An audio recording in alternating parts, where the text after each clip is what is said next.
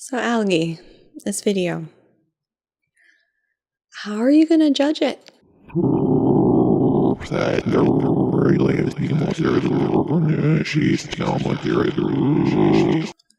So, green coin?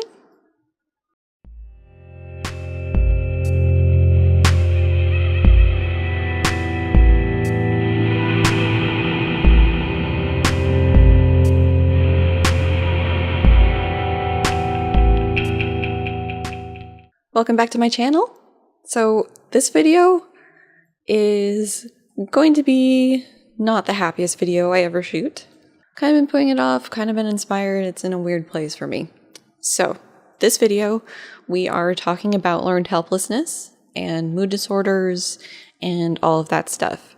I'm catching apparently the tail end of May, which is Mental Health Awareness Month. So here's me doing my part. This video, I'm going to break into two. So the first one, I'm just going to be talking about learned helplessness, some definitions, and then the experiments that got us to sort of the foundations of this learned helplessness idea as a model for depression. The second video, I'm going to talk about a real life example of possibly learned helplessness in action on a person instead of just lab models.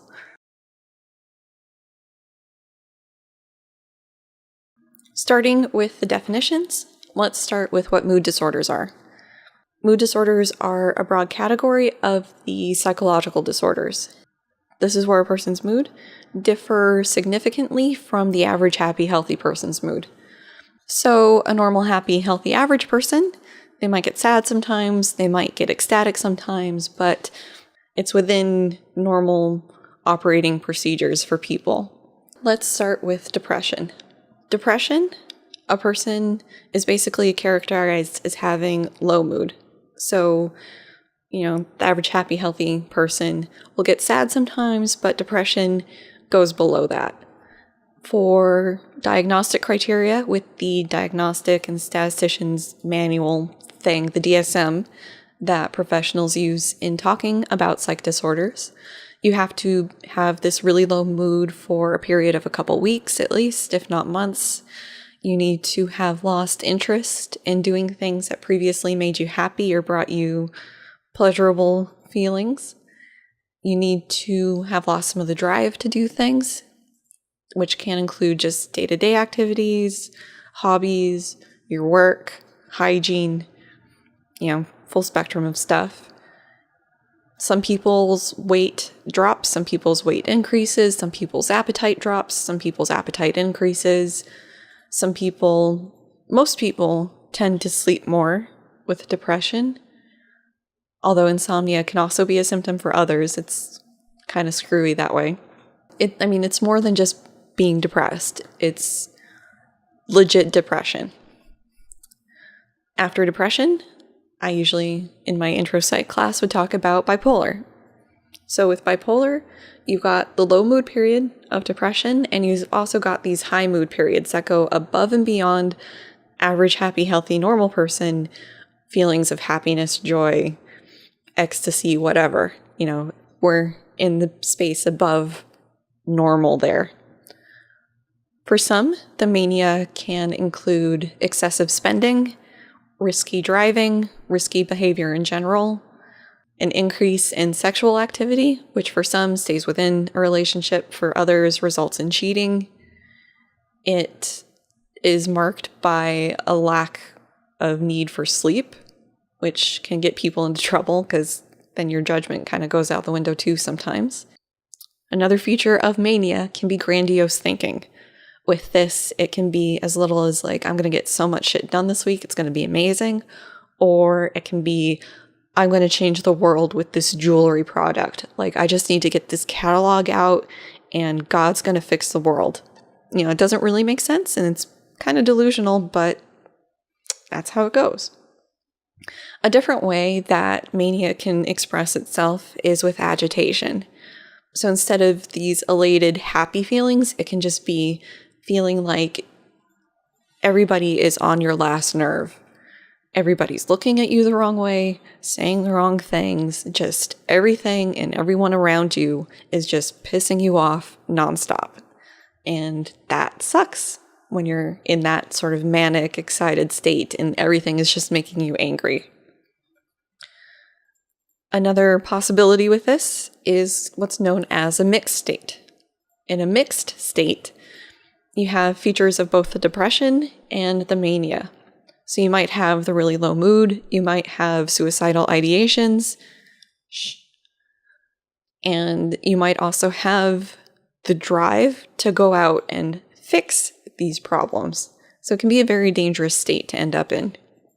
Finally, the name of the video, let's actually talk about what learned helplessness is. So, learned helplessness is when an organism, usually an animal in the experiments, although maybe you can get like a cockroach to do this too, I'm not sure, has learned that an aversive or adversive environment cannot be changed or escaped, and so does not try to when it's later possible to do so.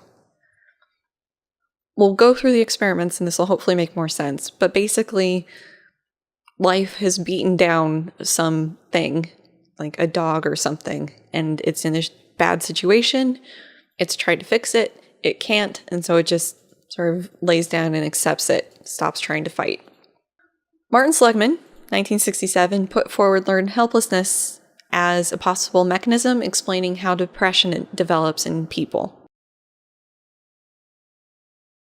Second part of this video, let's talk about two experiments that were really critical for this idea of learned helplessness.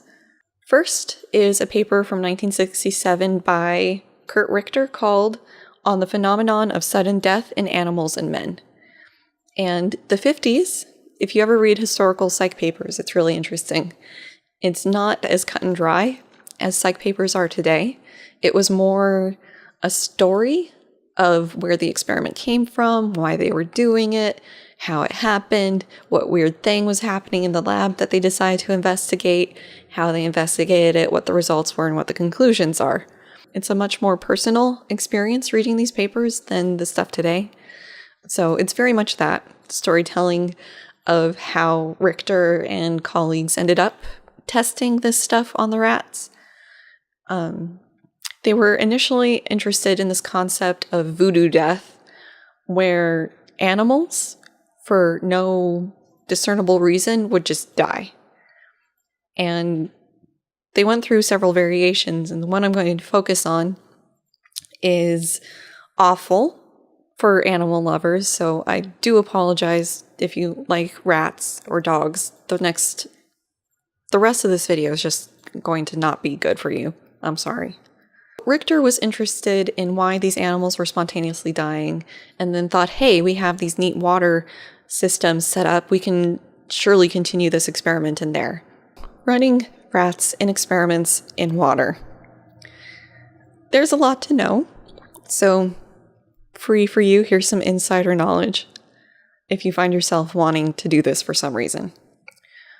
So if you are doing an experiment with rats in water, there's a couple things you need to do. First, you need to make sure that whatever they're in is deep enough. And I'm not used to where the camera is, so deep enough. If it's too shallow, the rats will find a way to prop themselves up and try to keep themselves out of the water as much as possible.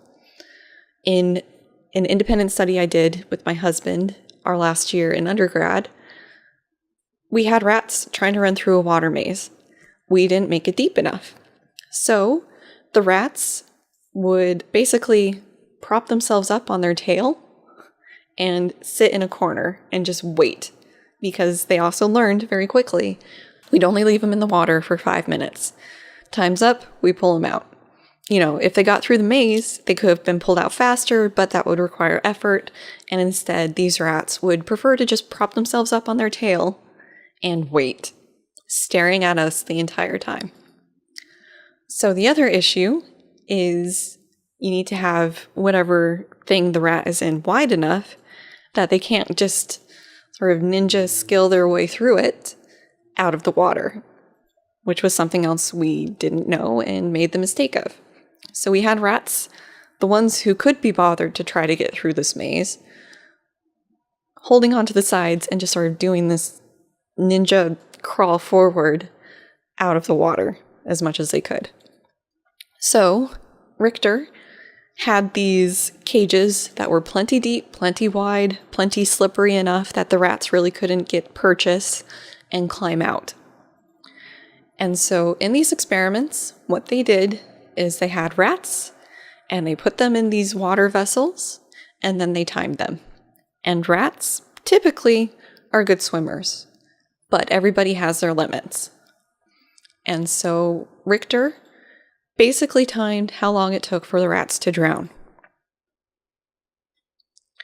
The rats that were raised with more contact with people, so were more handled and more used to being handled and sort of had a trust relationship with the people, kind of, which was horribly abused at this point, they swam much longer. You know, some of them could go like 7 hours before they gave out.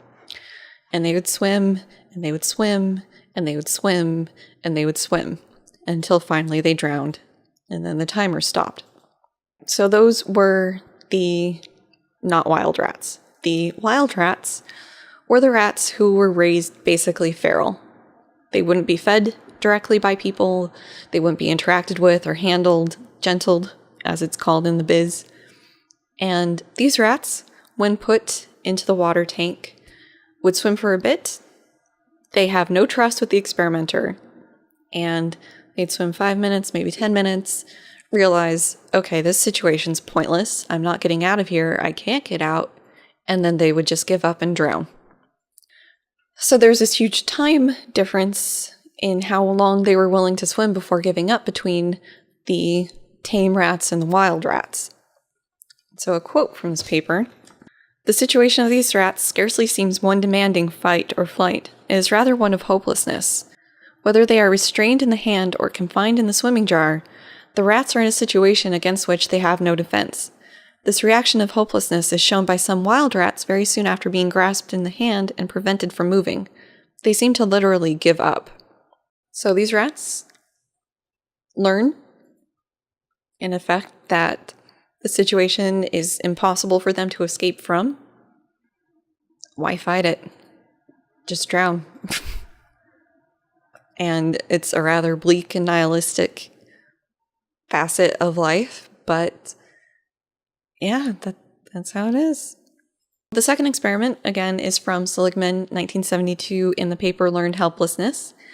And there's several experiments in this paper, and I'm going to focus in on one that I think is the most impactful. In this experiment, you have, again, another room that these experimenters love so much. In this case, it has an electrified floor, and it's big enough to hold 2 dogs.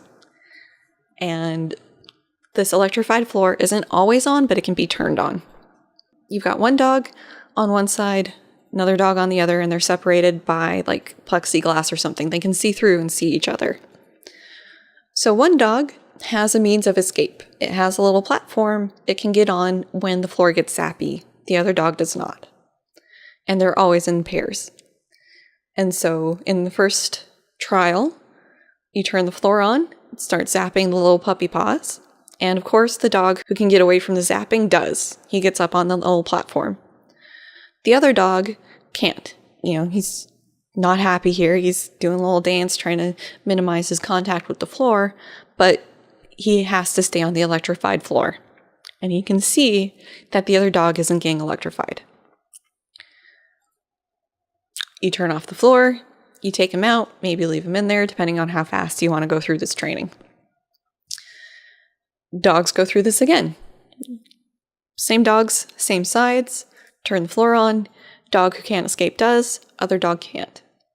You do this enough times, and eventually you get to a point where this dog who can't escape reaches a level of learned helplessness. If you put that same little escape platform that the other dog had, and you turn on the floor, it won't. It's learned that its situation is hopeless to escape, and so doesn't even try. Seligman put this forward as a possible mechanism for how depression develops in people. That some people, life just, keeps hitting them with things, and they try to fix the situation and they can't, and so depression is a response to the world conditioning them that Nothing that they try will improve their situation, and to just stop trying. Our current understanding of depression is a little more complex than this and a little more nuanced. It's not just this. And certainly when I was sitting in my abnormal class 15 years ago, I've got the olds. I didn't think this was really a good explanation for depression. I've been dealing with some form of depression since my teens at least, and it didn't make sense to me. I didn't feel like the world had really beaten me down and that I did have some control over responding to things, and so my depression couldn't have developed out of this. But as we'll explore in part 2, sometimes it could explain some aspects of depression.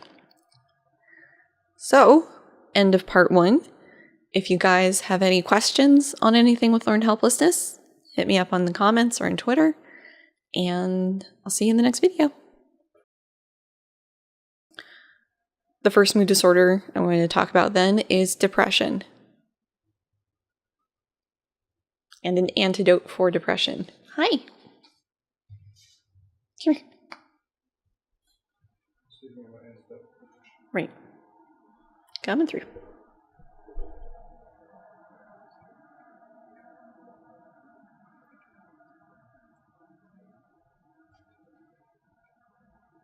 Ow. Ow. Ow.